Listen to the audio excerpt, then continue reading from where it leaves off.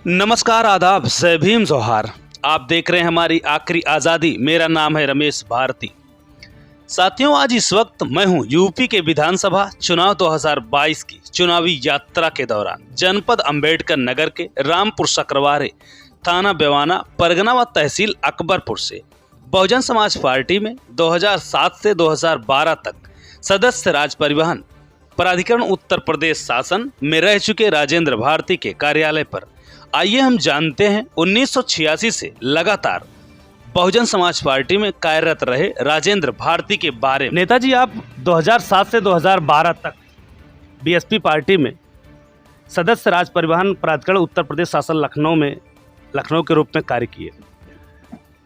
हम आपसे ये जानना चाहेंगे कि 1986 से आपने बीएसपी में कार्य किया, 1986 से लेकर 2022 तक के बीच का जो ये दूरी है, इसमें कार्यकर्ता से लेकर वोटर से लेकर कार्यकर्ताओं तक की कैसे क्या रूपरेखा रही और इसको किस तरीके से, अगर कहीं कमजोरी महसूस होती हो तो इसको किस तरीके से बदला जा सकता है? मैं 86 से बहुजन समाज पार्टी में कार्य कर रहा हूं और सत्य, निष्ठा, ईमानदारी से अपने महापुरुषों के बताए हुए रास्ते पे चलने का कार्य कर रहा हूं और अपने समाज के, अपने मित्र यार दोस्तों को भी बताता हूं कि अपने महापुरुषों के बताए हुए रास्ते पर चलो, शिक्षित हो, संगठित हो, संघर्ष हो। बाबा साहब के भी बताए रास्ते पे मैं कार्य कर रहा हूं और बहुजन समाज पार्टी में मैं सत्य निष्ठा से कार्य किया हूं। आज तक मेरे ऊपर कहीं कोई भी इल्ज़ाम नहीं लगा है और कार्यकर्ता जो पहले हम लोगों के साथ कार्य करते थे उनमें सत्य निष्ठा थी, वो भी तन मन धन से लगे रहते थे, मेहनत करते थे, कभी किसी लालच में नहीं पड़े, वो हमेशा जो है कार्य करते रहे। और अब तो है जो कार्यकर्ता हैं या नेता भी हैं जो अपने स्वार्थ के लिए इस पार्टी से उस पार्टी, कार्यकर्ता भी इस नेता के साथ से उस नेता के साथ, कहाँ मिल जाए क्या। हम लोग लगे थे जब, आज तक कोई उम्मीद नहीं किए कि हमको क्या मिला क्या नहीं मिला, लेकिन अब जो जुड़ते हैं वो सोचते हैं कि हमको तुरंत से ही फ़ायदा मिलने लगे। तो अब के कार्यकर्ताओं में ये बात है, लेकिन पहले जो कार्यकर्ता थे तो उस ढंग से थे। नेताजी, क्या आप ये भी बताएंगे कि जैसे एक समय हुआ करता था, वोटर आज के डेट में कहीं ना कहीं वोटरों की भी कुछ कमियां दिखती है? हाँ, ज़रूर रहती है भाई, अपनी अपनी मजबूरी रहती है। कहीं कहीं कोई नेता से जुड़ा रहता है, कोई पार्टी से जुड़ा रहता है, लेकिन हम लोग तो बाबा साहब और बुद्ध भगवान, अपने संत शिरोमणि रविदास जी, इन्हीं लोगों के बताए हुए रास्ते पे चलते हैं और अपने समाज का भला और उस साथ साथ अपना भी भला सोचते हैं।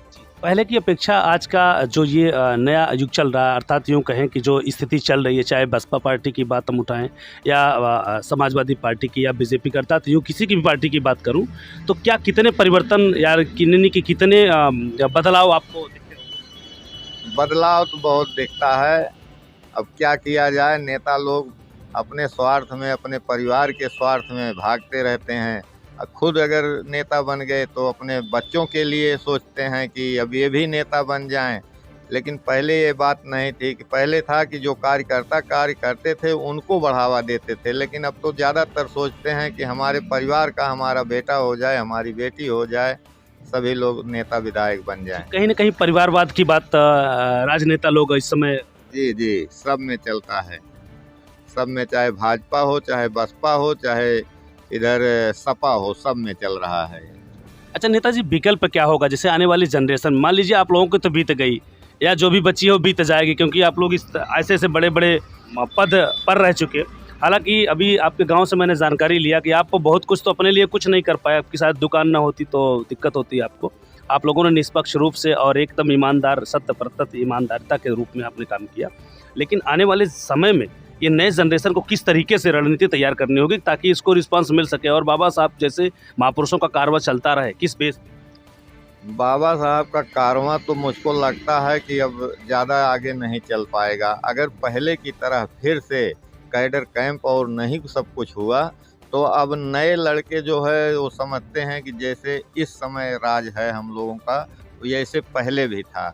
लेकिन वो पहले की मजबूरी नहीं जान पाते हैं कि पहले क्या परेशानी हम लोगों को झेलना पड़ा है।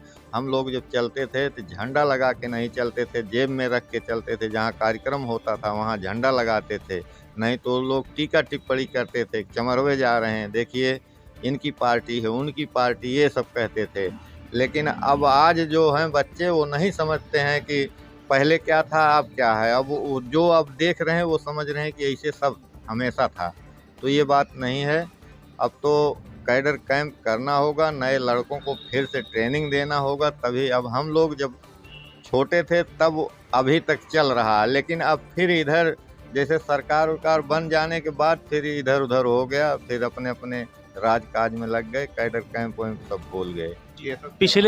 पिछले 10 साल से लगभग पार्टी भी जो है प्रदेश में सत्ता के से बाहर भी है और फिर भी कैडर नहीं हो रहा। बीएसपी पार्टी की बात कर रहा हूँ, तो ऐसी स्थिति में क्या बीएसपी पार्टी को कैडर करना चाहिए था? बिल्कुल करना चाहिए था। अगर वीडियो पसंद आई हो तो लाइक शेयर कमेंट करें और सब्सक्राइब जरूर करें ताकि ऐसे वीडियोज आप तक पहुँचे सबसे